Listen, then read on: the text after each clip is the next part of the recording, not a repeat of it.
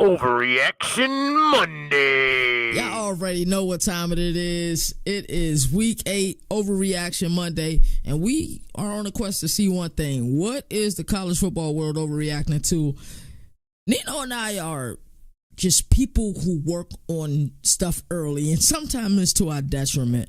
A lot of times, Nino know if I wake up early enough Sunday, he gonna have the document. Sometimes at 4 in the morning on Sunday.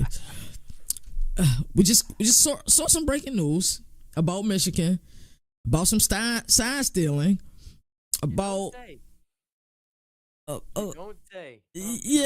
some sign stealing, about a gentleman who makes 55, and this is all allegedly. I know how I am, allegedly until it's proven 100% without a shadow of a doubt. They ain't looking good. You am so Take that ticket. $55,000 a year, and he's attended over how many games? Nino?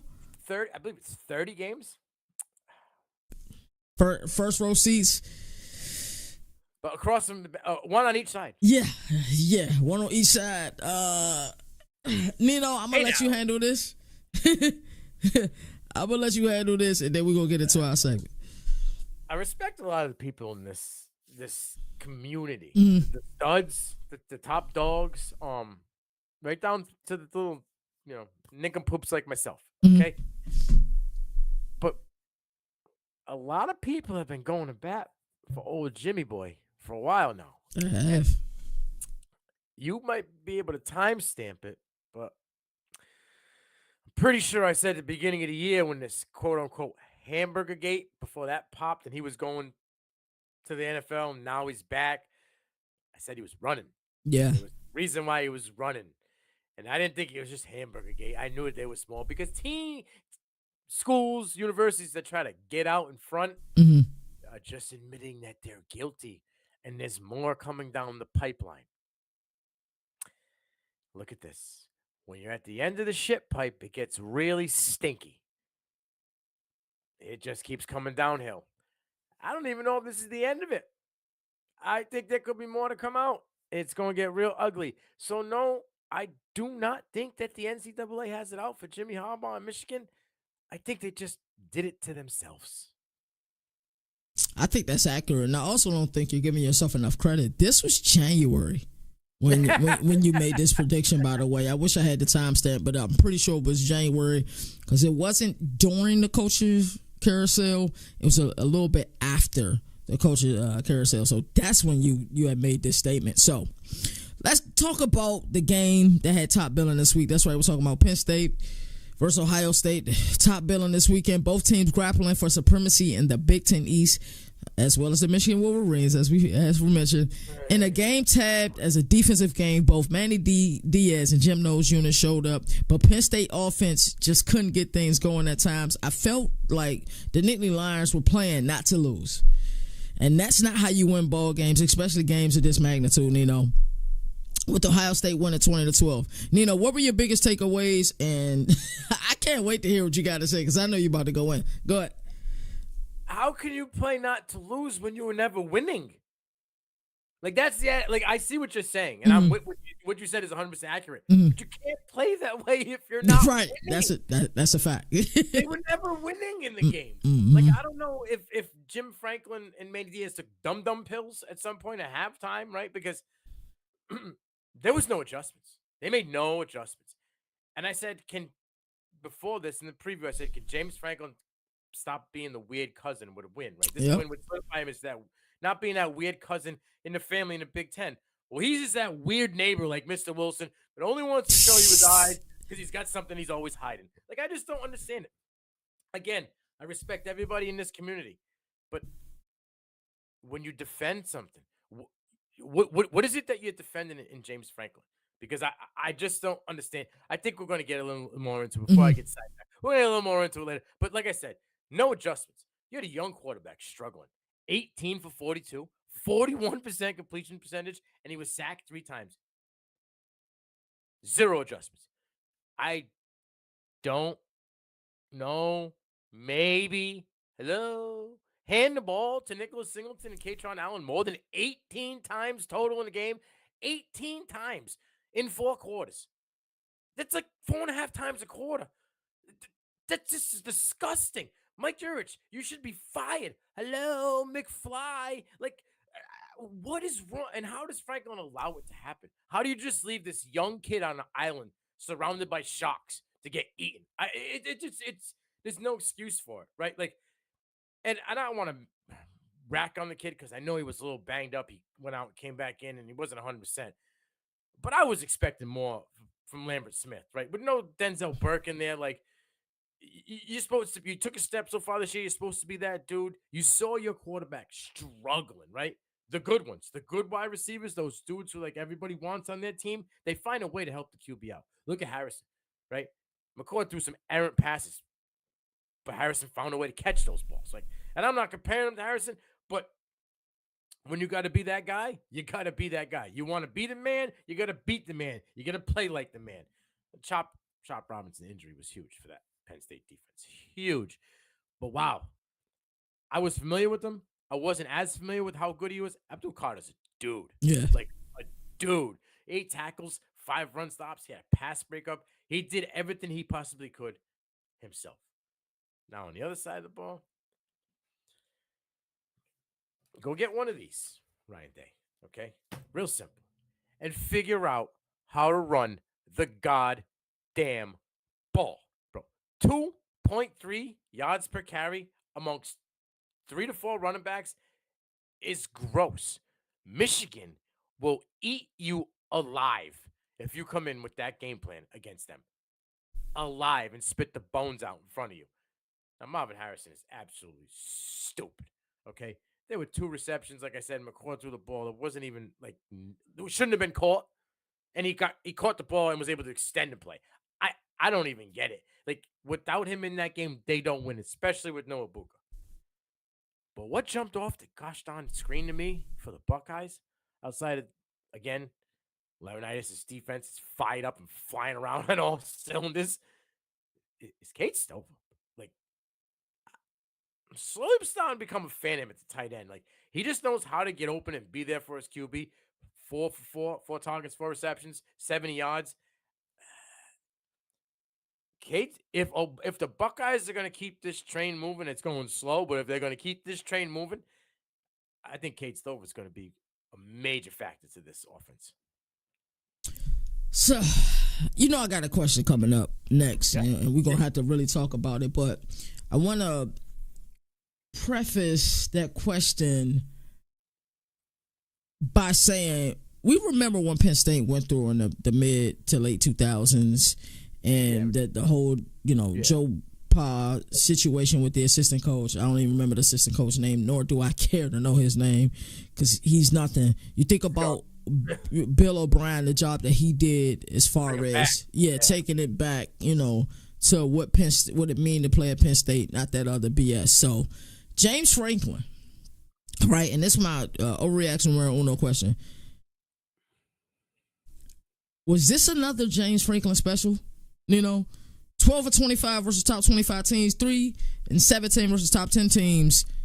Was this another way, kind of like, you remember Nez Declassified? Was this another way that James Franklin shows you, hey, I'm going to win you a bunch of games in the regular season, but when it comes to playing these big-time games, I'm going to make it look good. I'm going to keep it as close as possible. Like, was this another James Franklin special?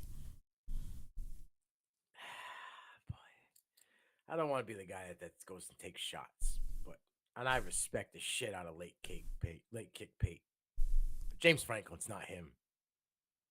He is not him. 9 years at Penn State. Mm-hmm. You got 2 Rose Bowl appearances, 1 win, 1 loss. You got 84 wins and a 69% winning percentage. That ultimately got you on the couch every single time it mattered. This is the number that matters to me. 4-12 against Michigan and Ohio State combined. I don't give a shit about anything else because, to be straight up a buck with you, nobody else in the Big Ten has mattered in the last 8 to 10 years. And you can't beat the team that matters. So in my eyes, James Franklin, you don't matter. You shouldn't be a guy that everybody's going after because you can get them to the doorstep, but you can't turn the damn knob. I like people who kick the fucking door down. I don't want guys that are, Ooh, ooh, it's too hot for me. Ooh, ooh. That's James Franklin. He wants to go to the door with oven mitts on because he's nervous. Ain't got enough oomph in him. I got a question for you before we get into this next overreaction. Dino's on one. So, is there a coach, right? Of course, James Franklin isn't going anywhere. Ability to recruit, ability to accumulate wins, just not the wins that matter. Not the ones that matter, yeah. Yeah. If there's a coach that came knocking on the door, who you answering for? You answering for Urban Meyer? I don't like James Franklin, but no, I'm not going down that road. Okay. You're not going. Is there any coach that if they came, other than staples, like Kirby Smart isn't going anywhere, Nick Saban isn't going anywhere. I think if he did, it would be he's chilling and retiring and enjoying the money he's made over the last several years. Is there a coach right now you think that is willing to make the jump that you would just be like, you know what, you come here? I want a guy with sack. Uh-huh. I want a guy that's willing to do whatever he's got to take, no matter what it is and who he's got playing. Absolutely. You give me that guy that coaches over in Utah. He knocks on the door. I take Kyle Whittingham's name in a second at Penn State. Kyle Whittingham is one of the few coaches in college football that just checks all the boxes for me. He's all day long. Yeah, he's just one of the select few. So let's get into overreaction and moral doses. There's still a path for Penn State to make a playoff. And shout out to everybody that's commenting in the comment section. I truly appreciate it. If you got any questions, go ahead and put it down there. Me and Nino will try to answer a question or two before this episode is over. Go ahead, Nino. Yeah, I mean, there's a path, but they don't control their own destiny at all. Like, they need... I don't even know, because it's going to come down to a tiebreaker. They would need the two powers that be to beat themselves up and them to win out. You know what I'm saying? Right. But then it would come down to, I think, overall record, which they would lose. I don't know. It's Dumb and Dumber. Right? Okay. So you're telling me there's a chance, because it's probably like somewhere in like a 5% chance. Right now. Probably even lower than that. Maybe 2.5%, but there's still hope. We've seen some crazy things happen, right? So, listen, my BC Eagles still have a chance at being in an ACC championship. That's a fact. There are plenty of options. Jeff Hafley, man, hats off to him, because the rumors was out there that was he's going to get fired. Love it. Some people just perform best with their back to the wall. Nino, I had a couple people hit me up, and also before I get to the next thing I was about to say, there's a saying that we have on the show: there is no moral victories in a sport that is survive and advance. If you want to control your own destiny, win your own ball games. Oh, we played them close? Nah. Hey, college basketball, I give it to you. You survive and advance once it comes tournament time for most teams. College football regular season is the greatest regular season in all of sports. There's no more victories in a sport that survive and advance. I had a few people who hit me up last week after your infamous rapid fire one-liner segment last week, and I was asked to bring it back. So it will be a staple in this show because, one, I think we are just able to cover a lot more teams with the one-liners. So the king of the one-liners, Nino Brown, the mayor of college football. Let's get straight to it. I had to come with this one first, and I was being petty when I said it. Texas squeak past Houston 34-21. Nino, give me your one-liner. Smoking that AC joint. Donovan Smith is going to be a problem. 378 yards, 3 touchdowns. I put this one on here because I'm a real one, y'all.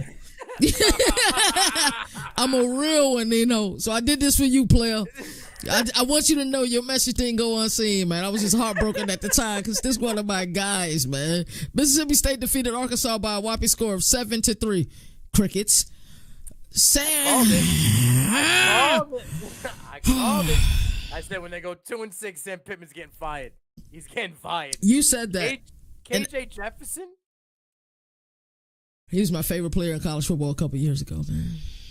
Couple. Years ago. I'm praying he survives one more year. or somebody offers him a job. I just don't want my guy to get fired. You gotta start over somewhere else. I like Sam Pittman, and it's crazy because shout out to Jalen. I see he's in the chat. Also, shout out to the success of his channel. He's got a video that just did 2.5K. Congratulations on 100 subs. But he had said that Sam Pittman has a history of going somewhere, doing okay for a little bit, then do bad. History tends to repeat itself. Florida State defeated Duke 38-20 in the game that was much closer than the score indicated. Talk to me, Nino. Riley Leonard's a goddamn gamer. He is. Florida State's front seven is fast as hell. Trey Benson's a goddamn fraud. Thank you. If you remember a friend of the family, I will not say their name, they created a list. And this is the list of right before the season started. He's a guy down in Tampa, if you don't know who I'm talking about, and had Trey Benson listed as his number one running back. And I said there was a couple of questionable things on there. This is one of the things I felt was questionable, like RB1. No, his bubble got bopped. Nah. All right, Nino. This is another one, bro. And it's funny because it's something about you, bro. You got a sixth sense because people don't realize the day before the game, you mentioned the team in Charlottesville. If any of you all want to know about the history of me and the team in Charlottesville is 45 minutes away from me. Ask me how many FBS schools that I've went to in the state of Virginia.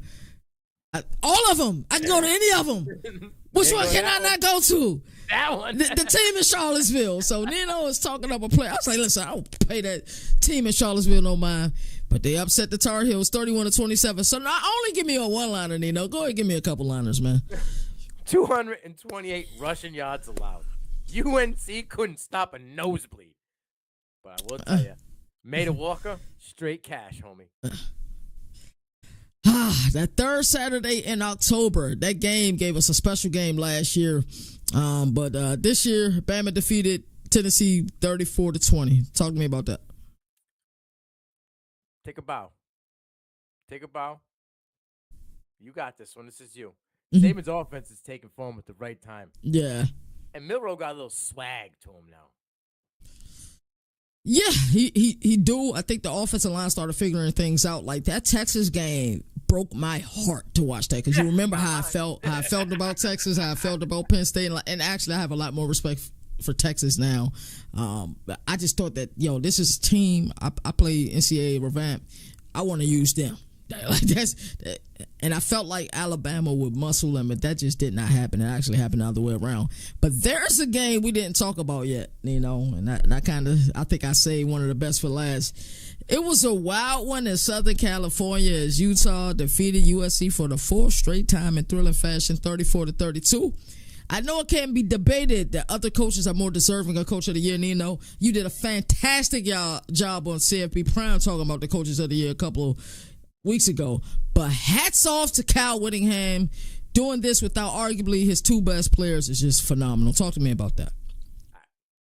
First of all, I'm gonna need you to explain to me like I'm 5 how this Cam Rising ordeal, mishandled ordeal happens, and now he's out for the season. We need answers, and then there's no way that they can skate. Yeah, he's Coach of the Year, but this shit was mishandled. Yeah, something isn't right. It's like the movie Rebound. I don't know why I'm quoting all these movies today, but it's like the movie Rebound.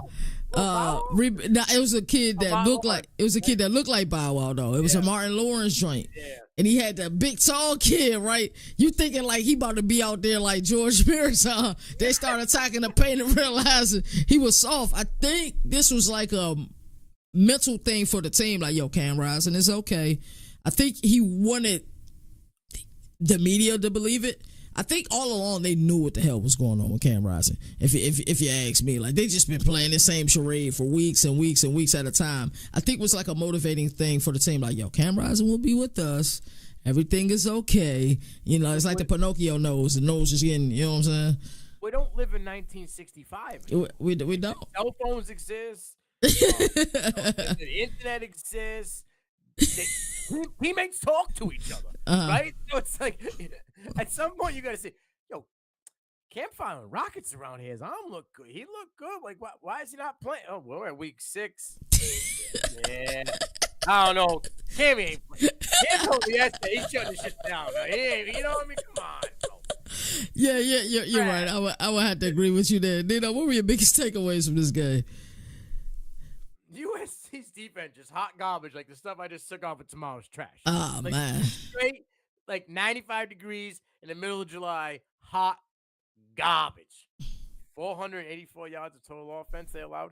240 plus rush yards. Bro, give me a jersey. I want to see what I can do against this defense. Shit, I'll run off the tip. You got one more game in you. I got one more left. I'll be the Al Bundy, right? Poke high, baby. Give you one more. Right? That's a great pull right there, man. Shout out to Al Bundy. Like, Caleb might be frustrated with a lot of what's going on. Yeah. Okay? The bad O-line, bad defense. Hey, and I'm not going to sugarcoat shit. He's probably in his own ego at the moment. Yeah. Like, he need For a sure. minute.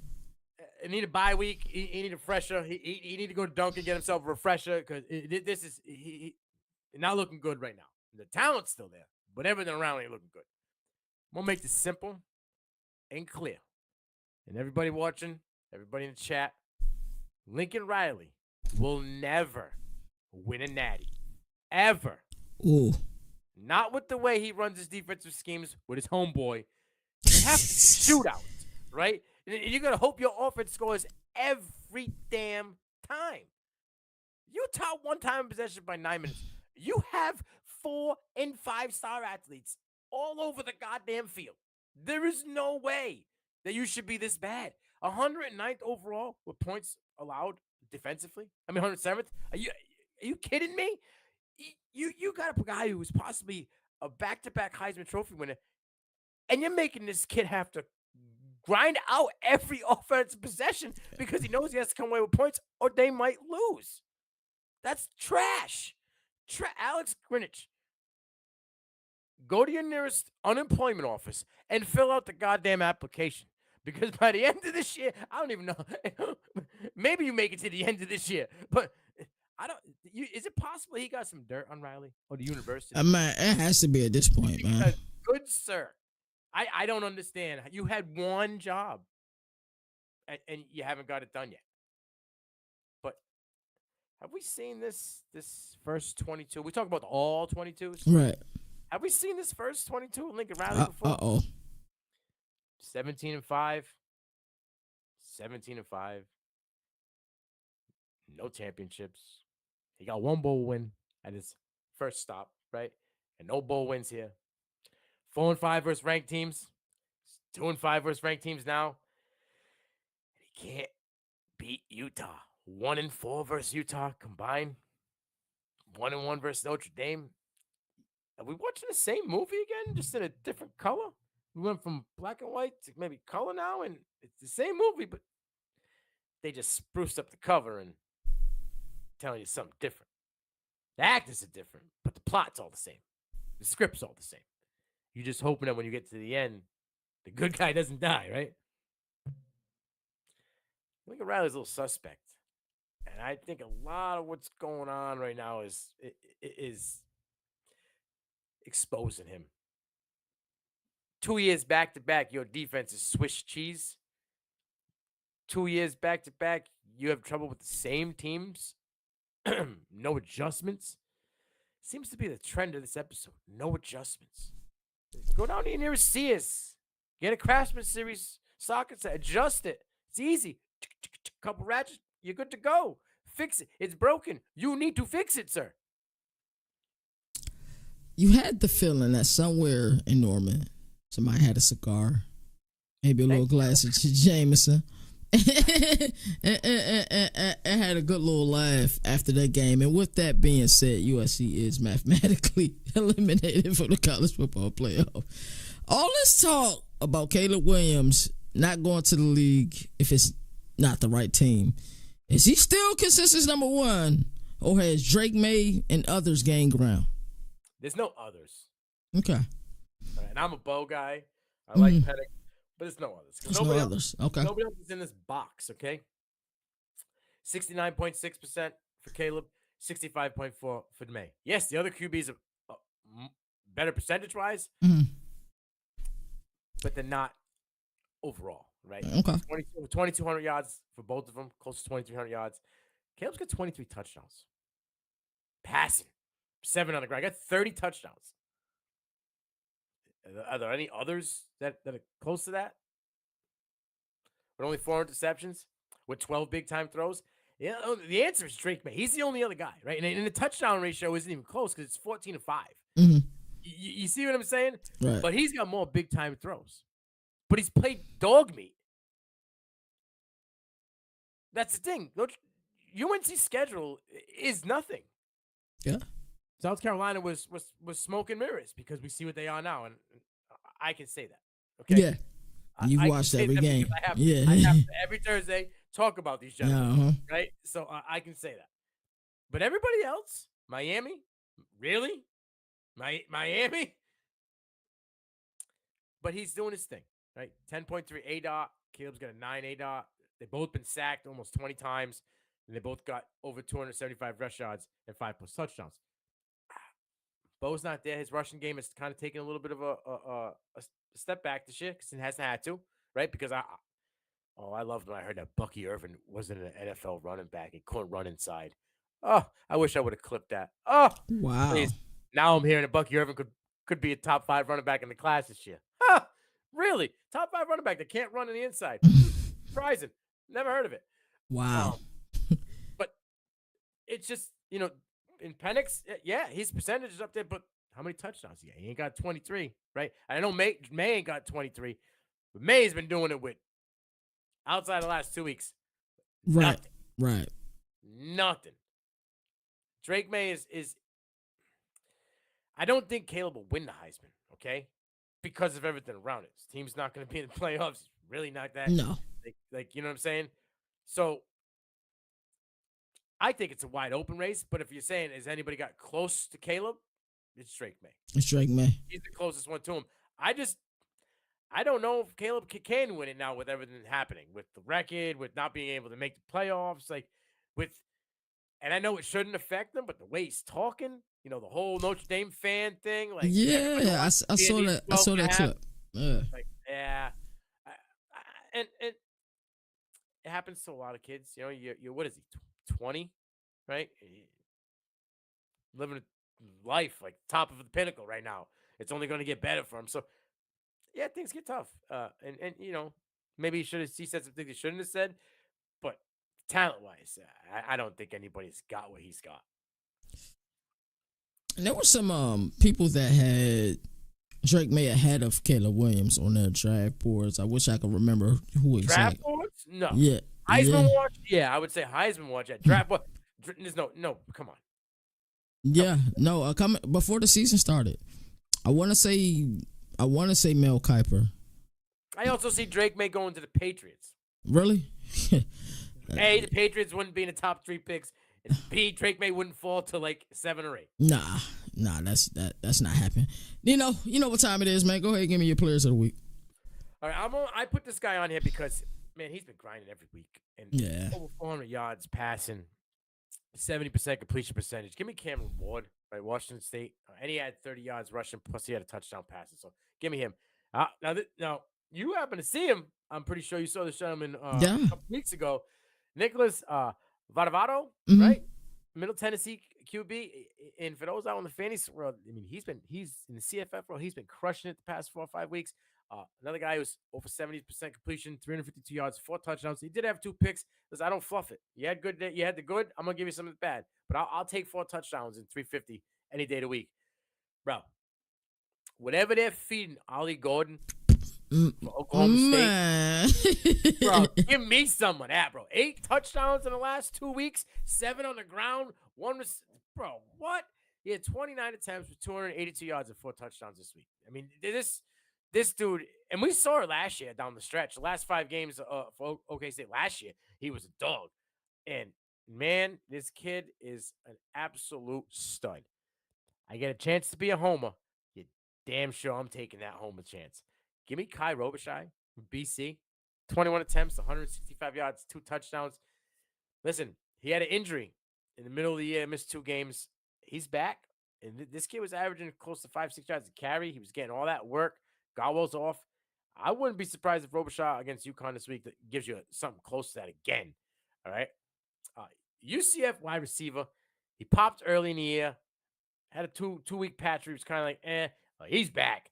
Javon Baker, 5 receptions, 134 yards, 2 touchdowns. It's 26 yards per catch. That's just dumb numbers. Dumb numbers. This kid's name's great. Okay.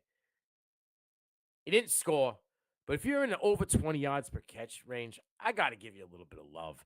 Give me Bug Mortiner from the University of Louisiana Monroe. Yeah, we don't discriminate any teams out here, okay? 6 receptions, 135 yards, and 22 yards per catch. Those are my 6 guys for this week. I know Fallen will be happy about you talking about Javon Baker. This is Overreaction Monday. I enjoy these shows each and every Monday, talking to the mayor of college football, because we get into it quite often, and we address everything the world is overreacting to, and then you get to see it from our lens, man. Make sure you guys give us a follow on Twitter, on the X. My apologies, at the CFB Nation. Make sure you guys check out the website too. It's still in the beta stages. We'll let you guys know when it's formally out. That's thecfbnation.com. I am the governor of college football, Lever KT, for Nino Brown, the mayor of college football. We will see you guys on Thursday. I'm sure we'll be doing some previews that week. Y'all take care.